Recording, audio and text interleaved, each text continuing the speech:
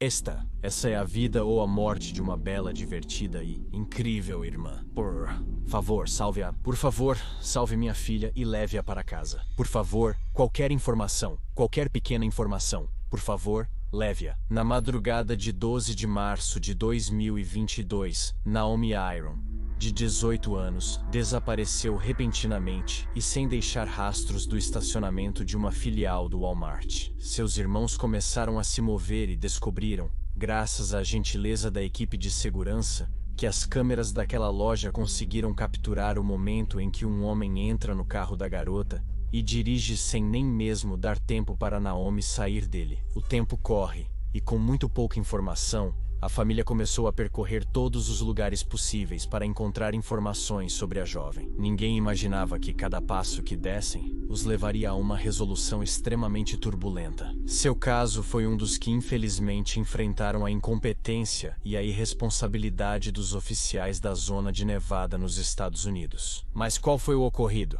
O que descobriram? Bem, neste vídeo vou te contar. Um vídeo mais longo do que normalmente faço para você.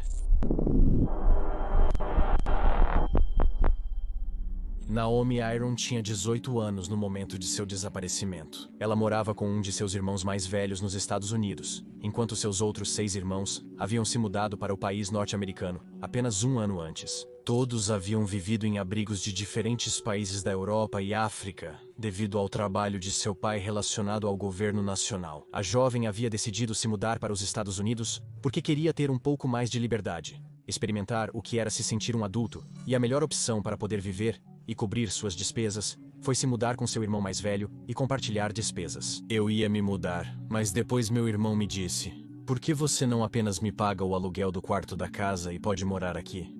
E eu pensei, isso parece muito bom, não vou mentir. E eu poderia ficar aqui. É um lugar onde me sinto confortável, um bairro que conheço, fácil de chegar ao trabalho. É um bom negócio, será interessante. Para Casey Valley, o fato de sua irmã não estar em casa quando ele acordava era algo normal. Ela saía muito cedo de casa e chegava perto das 5 da manhã no estacionamento da loja para esperar para começar seu dia de trabalho. Na verdade, durante as horas de trabalho, seu dia transcorreu com total normalidade. Na rotina dos irmãos, Casey costumava ir para a cama antes dela voltar do trabalho ou à noite. Então ele não percebeu que a jovem não havia voltado para casa. Foi no dia seguinte que a preocupação se intensificou. Naomi não estava em casa e não havia sinais de que ela havia chegado em algum momento da noite. Foi então que ele começou a ligar para ela, apenas para perceber que qualquer tipo de comunicação não chegava ao seu destino. Na manhã de 13 de março, Casey solicitou a realização de um relatório de pessoa desaparecida. Em sua denúncia, mencionou que tentou se comunicar com ela várias vezes e que não conseguia passar da caixa postal. Algo que não era normal, já que Naomi passava muito tempo com seu celular, seja conversando com seus amigos ou em suas redes sociais, as quais mantinha atualizadas constantemente. Também não haviam sido vistos movimentos em sua conta bancária. Tudo indicava que a situação era de risco. O oficial que atendeu a chamada disse que um deles iria à sua casa para fazer o relatório pessoalmente, mas ninguém o fez. Na verdade, 2 horas depois de o homem terminar essa comunicação, recebeu uma ligação do mesmo lugar e assim se deu a primeira falha por parte das forças de segurança. Eu contei a ele o que estava acontecendo e ele me diz: "Escute, não vou apresentar um relatório de pessoa desaparecida por isso.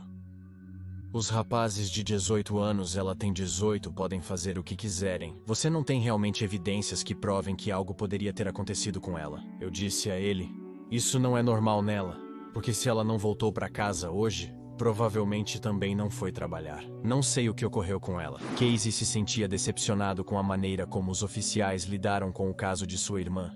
Então decidiu sair por conta própria para procurá-la. Junto com sua namorada, decidiram ir o mais rápido possível ao Walmart e falar com o pessoal de segurança para revisar as câmeras. Casey lembrou que seu irmão sempre usava o mesmo lugar para estacionar seu carro, porque quando ele chegava à loja, o via. Era um Mercuryable de 92, um modelo que quase não se via nas ruas. Por isso era fácil de reconhecer. As imagens não tinham a melhor qualidade, mas podiam ver claramente o momento em que as coisas ficavam estranhas. Às 5:09 da manhã de sábado, 12 de março de 2022, Naomi chega ao estacionamento do Walmart e fica dentro do veículo. Momentos depois, um homem coberto com um suéter com capuz aparece caminhando a partir do canto inferior direito da imagem e fica olhando para o carro por alguns instantes, ou melhor, por alguns minutos. Depois começa a caminhar com determinação até se aproximar do carro. Ele rodeia o carro, indo até o assento do motorista.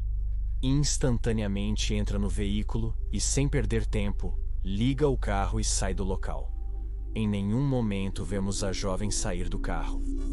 Então, com essa informação, Casey volta a se comunicar com os oficiais para dizer que existem provas de que sua irmã foi sequestrada.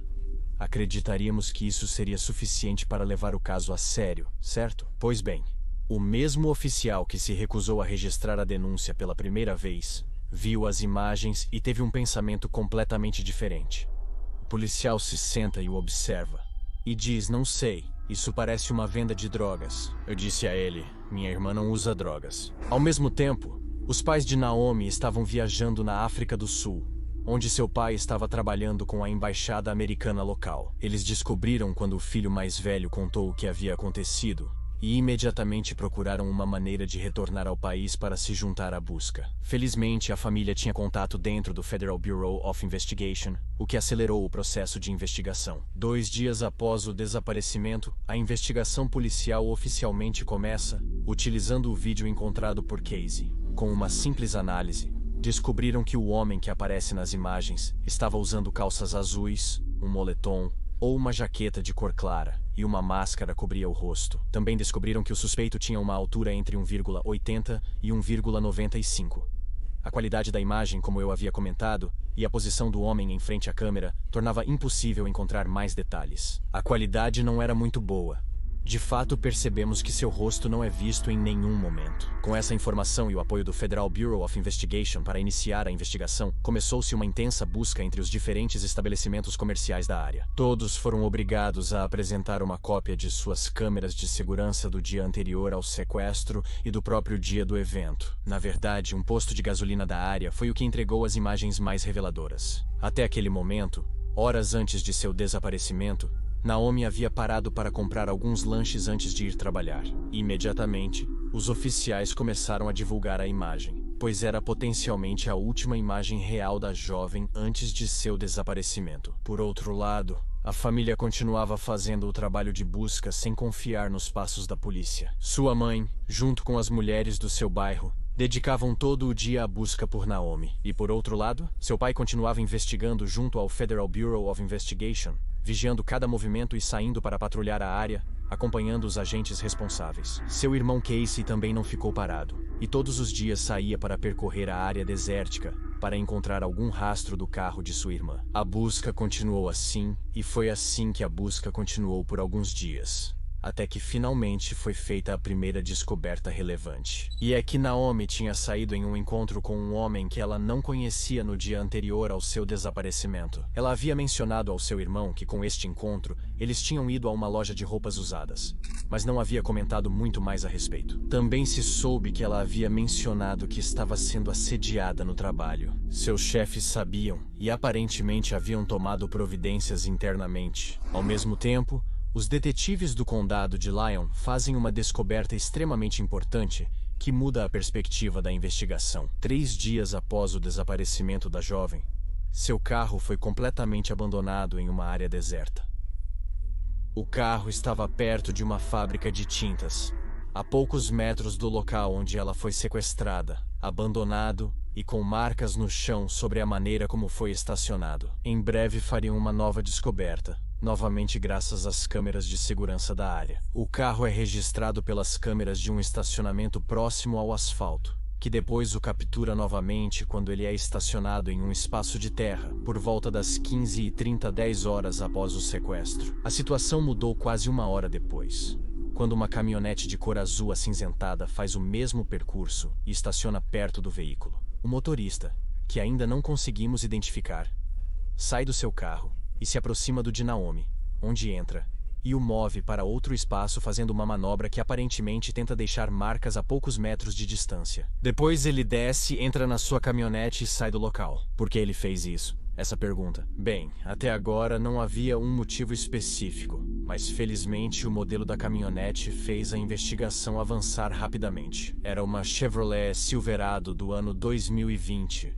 Então foi feita uma lista de todas as pessoas no condado que possuíam uma caminhonete deste estilo. Essa busca parecia difícil, mas logo foram feitos avanços até encontrar uma pessoa em particular, um homem chamado Troy Driver, cujo histórico estava longe de ser limpo. A vida desse homem parecia ser bastante normal, empregado de uma empresa de mineração que vivia com sua namorada, Zulema, e os 2 filhos dela. Também dizia ser amante da natureza e gostava de acampar. Infelizmente, a vida desse homem não era completamente cor-de-rosa, e sua realidade era bastante oposta. Para começar, Driver era um homem que tinha um histórico criminal bastante particular, cujos inícios ocorreram aos curtos 14 anos no ano de 94. Suas primeiras vítimas foram animais que sofreram torturas até o final de suas vidas. E menos de um ano depois, começariam a se somar outras acusações como violência física, furto e roubo armado. Em 97, aos seus 17 anos, foi condenado a 15 anos de prisão por ter sido cúmplice de um crime cometido pela sua namorada naquele momento. Drive declarou-se culpado por ter ajudado a se livrar do corpo. Mas claramente, este não foi o único caso em que ele se envolveu.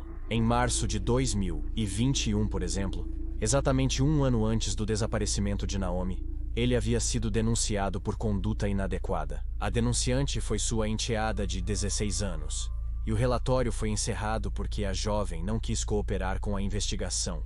Mas a pergunta é: ela não quis ou não pôde? Porque lembremos que ela e seu irmão vivem sob o mesmo teto que o suposto assediador. Além disso, entre todos esses detalhes, a lista incluía sua altura, que coincidia com as informações que os oficiais tinham, entre outros detalhes. E assim, Troy se tornava o principal suspeito do desaparecimento de Naomi. Com esses detalhes em mãos, os investigadores começaram a posicionar seus uniformizados em áreas próximas à sua residência, para mantê-lo sob vigilância. Enquanto isso, também estava sendo processada uma ordem para revisar sua residência e os registros dos celulares que ele usava, tanto o de trabalho quanto o pessoal, para determinar sua localização, algo que inicialmente daria sinais mistos. Quando a investigação foi realizada, descobriram que ambos os celulares indicavam que no momento do crime, Driver estava em sua residência, surpreendentemente em um momento, se não fosse pelo fato de que na mesma hora as câmeras do Walmart o haviam capturado fazendo algumas compras.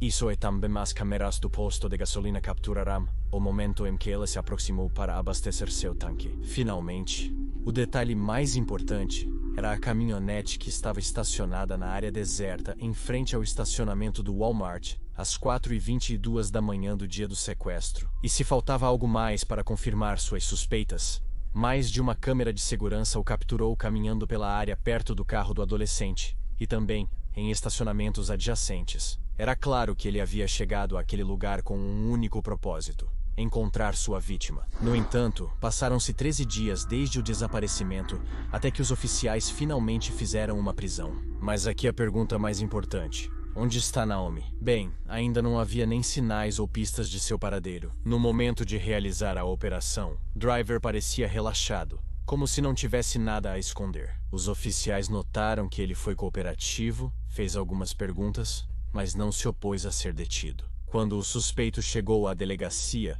os oficiais já tinham mandados prontos para a busca em sua casa e na de sua mãe, que, a propósito, não estava nada feliz com a situação. Os oficiais informaram que tinham uma ordem e precisavam conversar com ela e seu marido para informá-los sobre a situação atual. Além disso, havia crianças dentro da casa, então eles tiveram que tomar precauções com elas. Por que querem levar nossas armas? Temos motivos para acreditar que Troy tem armas de fogo aqui. Vamos levar para o laboratório para saber se tem algum tipo de ácido desoxirribonucleico ou impressões digitais que pertençam ao Troy em alguma das armas desta residência. Os pais de Driver, garantiram que tem 4 armas escondidas em um lugar longe das crianças para evitar acidentes. E no meio da raiva da mulher, simplesmente garantiu que não tem nada a esconder e que a polícia poderia revisar tudo, simplesmente evitando destruir sua casa. Zulema, por outro lado, A namorada de Troy e seus filhos também seriam levados à delegacia para serem interrogados. Enquanto isso, o interrogatório do principal suspeito está sendo realizado junto com outros oficiais da polícia. Você está ciente do caso de sequestro de Naomi Arion? Sim. Você pode me falar sobre isso? Minha namorada me mandou algo do Facebook a respeito. E li que ela foi sequestrada e uma van muito parecida com a minha. Diziam que estavam procurando por ela. É por isso que estou aqui? Sim. Por quê? Você disse isso, certo? Você tem uma van que parece com essa? E por que eu tenho uma van que parece igual? Estão me acusando por isso? Sim. Eu quero um advogado. Troy decide parar de falar e pedir um advogado, alegando ser inocente. Mas enquanto isso, a investigação está apresentando novas evidências. Zulema confirma que no fim de semana do desaparecimento de Naomi, sua família fez uma reunião a qual todos compareceram, exceto Troy, pois ele tinha outras coisas para fazer. Para obter mais informações, a mulher então é interrogada pelos oficiais e também é informada sobre o passado criminal do seu namorado, algo que segundo ela conhecia, mas que não sabia a verdadeira gravidade dos fatos. Dentro do que ela sabia, Troy havia sido incriminado por algo que não havia cometido, e sua mãe o havia ajudado inclusive, tomando a decisão de se mudar para começar uma nova vida. Mas enfim, nessas semanas também começou a ter algumas atitudes suspeitas que não se encaixavam na maneira como o Driver costumava se comportar. E é que em um fim de semana em que se supunha que estaria em casa para acompanhar um de seus filhos que havia sofrido uma perda, decidiu que iria acampar. Ele disse que toda a sua família poderia acompanhá-lo, mas quando se recusaram, ele decidiu ir sozinho. Ao ir sozinho, não havia como confirmar um álibi. Naquele vídeo que por algum motivo ele não tirou, não apagou. Está bem ali. Ele chegou em casa no dia 12 às 7h55, saiu de sua caminhonete e está caminhando quando chega em casa e tem as mãos nos bolsos e sua cabeça está baixa. E quando chega na frente do Subaru, começa a se virar, e depois faz assim, e parece muito triste, muito preocupado. Depois dessa viagem de acampamento, Zulema notou que seu comportamento era estranho. Ficou até altas horas da noite limpando a van, algo que não costumava fazer, e até se apressou para trocar os pneus da van, algo que vinham adiando para fazer quando tivessem a devolução dos seus impostos. Tudo isso indicava que Troy estava escondendo algo, mas qual era esse segredo? Cada detalhe que Zulema mencionava se transformava em algo incriminador para seu parceiro. Como o fato de que ele gostava de ouvir audiolivros sobre assassinos em série e a história de Israel Kiss, um matador que havia tirado a vida de uma menina e a mantido em gelo, para que pudesse tirar fotos do corpo e a menina parecesse ainda estar viva. No entanto, um detalhe crucial que liga diretamente Naomi a Troy Driver são os aplicativos de namoro. Naomi usava aplicativos para conhecer pessoas e tinha encontros frequentes, como o que mencionei antes. No dia anterior ao sequestro, a jovem havia saído com alguém. Troy, por sua vez, mantinha um perfil muito ativo nesses tipos de aplicativos. Então podemos deduzir que ambos se conheceram dessa maneira. Nesse momento, já haviam se passado 15 dias desde o desaparecimento de Naomi. O tempo passava rapidamente, e a possibilidade de encontrá-la viva ficava cada vez mais distante. Assim, decidiram tornar pública a detenção de Troy Driver, com a esperança de que alguém pudesse adicionar algum tipo de informação ao caso. A partir desse momento, várias pessoas ligaram para fornecer informações a respeito, incluindo mulheres que confirmaram terem sido seguidas por uma pessoa muito parecida com Driver, no mesmo estacionamento onde Naomi foi privada de sua liberdade. Outra ligação que alertou as autoridades foi a de um colega de trabalho do homem, que garantiu que um mês antes do desaparecimento, um escavador chegou ao seu trabalho, a pedido do próprio Troy Driver. O mesmo empregado conseguiu falar com a pessoa que fez a entrega e recebeu o endereço para onde a maquinaria havia sido levada. Tratava-se de um lugar aproximadamente a 25 quilômetros da empresa, exatamente na área da mina de ferro Buena Vista. Lá, no meio do nada, em um lugar que dificilmente os oficiais chegariam por conta própria, e ao qual não teriam acesso se não fosse pela informação que o colega de Driver entregou, fizeram a descoberta que menos queriam fazer. No dia 29 de março, pouco mais de 2 semanas após o desaparecimento de Naomi, foi feita a exumação de um túmulo improvisado, onde havia restos humanos. Levaram 2 dias para confirmar que os restos infelizmente pertenciam à jovem de 18 anos. A autópsia confirmou que a vítima recebeu um tiro na parte de trás da cabeça e depois no peito. Este último tiro havia sido feito quando o corpo já se encontrava no buraco que se transformaria em seu túmulo. Infelizmente, também foi confirmado que, antes de perder a vida ou de ser tirada dela, ela foi abusada intimamente. Por toda a área também foram encontradas marcas dos pneus da caminhonete de Driver, especificamente os que ele tinha antes de fazer a troca urgente. Muitas pessoas também testemunharam depois que viram o Driver operando a escavadeira. Oficialmente, então, não restaram dúvidas. Troy Driver agora era muito mais do que um suspeito. Depois de descobrir todos esses detalhes, Zulema decide cooperar com a polícia o máximo possível em relação ao caso. Troy, sem saber disso, decide ligar para sua namorada para conversar com ela. Os oficiais estão ao seu lado quando ela recebe a ligação. Não sei se você pode me responder. Você está sendo honesto comigo? Querido, o quê? Querido, essas chamadas são gravadas. Vão me fazer parecer culpado e eu nunca mais vou sair da prisão. Estar ouvindo as coisas que dizem sobre você. Tudo o que estou lembrando de você.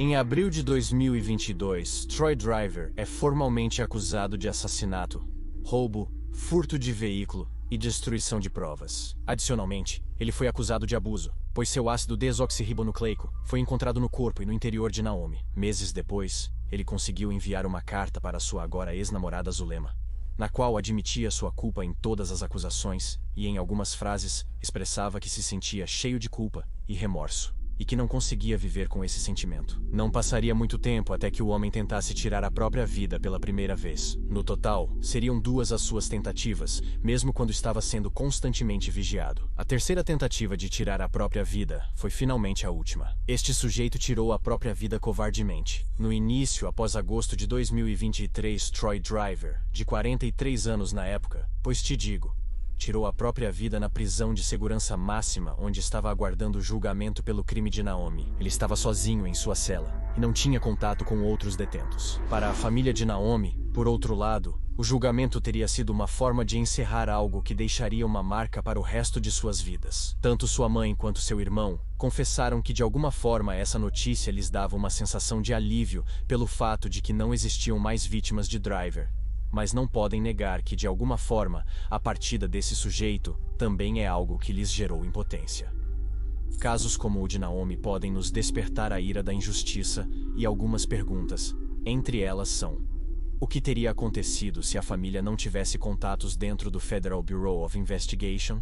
Quanto tempo mais teriam desconsiderado o caso da jovem? No final, é difícil ignorar a negligência policial e o fato de que as famílias têm que fazer as buscas por conta própria porque os serviços de segurança não cumprem com seu propósito mais importante, que é proteger os cidadãos. Mas se você gosta desses tipos de casos, agora pode encontrar meu podcast em Muitos Mais Mistérios. São todas as quintas-feiras.